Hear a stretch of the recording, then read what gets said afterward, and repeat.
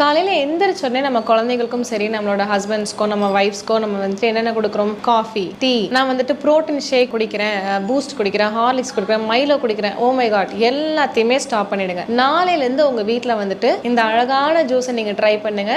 என்னன்னு கேட்டீங்கன்னா, வெள்ளை பூசணி ஜூஸ், ஒயிட் பம்கின், ஆஷ்கார்ட். ஸோ கண்டிப்பா இந்த ஒரு ஜூஸ் வந்துட்டு உங்களோட லைஃப்ல ஒரு பெரிய பெரிய மாற்றத்தை கொண்டு வரும். வெள்ளை பூசணி ஜூஸ் எப்படி போடலாம்? நீங்க வெள்ளை பூசணியை தோல் மட்டும் நீக்கிட்டு உள்ள மிக்சியில போட்டு நல்லா அரைச்சிட்டு ஒரு மெஷ் கிளாத் வச்சு நல்லா வடிகட்டி ஜூஸை மட்டும் எடுத்துட்டு கொஞ்சோண்டு உப்பு, பெப்பர், தேன் ஊற்றி நீங்கள் சாப்பிடலாம். வீசிங், சைனஸ், ஆஸ்துமா இருக்கிறவங்க வந்துட்டு எடுக்காதீங்க.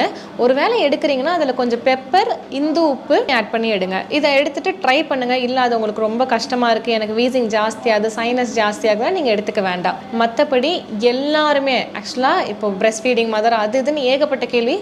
எல்லாருமே வெள்ளை பூசணி ஜூஸை ரெகுலராக எடுக்கலாம், வாழ்நாள் முழுக்க எடுக்கலாம். அவ்வளோ அருமையான மருத்துவ குணங்கள் அந்த ஜூஸில் இருக்குது.